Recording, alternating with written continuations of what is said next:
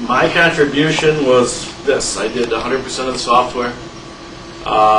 Brian and Sharon came up with the original idea of Rampage as far as we want, it's like, what can we do as far as scrolling a background, using background animation as abilities. They came up with the original idea, and then we got together on stuff, and we went from a 2-player monster breaking up the world to 3. It was, a lot of it was to do with, we were going to make you the biggest, baddest character on the screen and have all the good guys being the little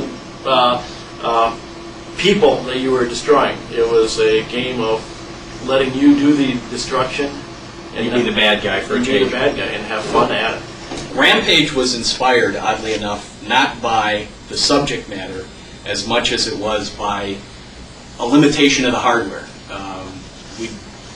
Valley sent us to a trade show. We got to see what was going on out in the industry, and some nifty things were happening out there. And one of the things myself and one of the other artists, Sharon Perry, centered on was look at all this background scrolling, background animation, because the video games, the sprite-based games were, at that time, just a foreground sprite, what's called a sprite element, and then the background. And our games didn't have any background animation, so we went back and say, hey, can't we do this? And we were told, no, we can't do this. So we went into a room. Well, first we said, why can't we? Well, our background is based on block boundaries. Everything's in rectangles, so we can't move that stuff, and we can't move big portions of it.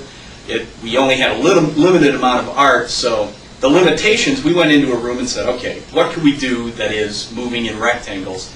And in the same conversation, in 5 minutes, a building smashing into itself is moving a small area of the screen in a rectangular form, and that actually said, okay, then it's monsters. It's, knocking down a city. This is going to be a riot.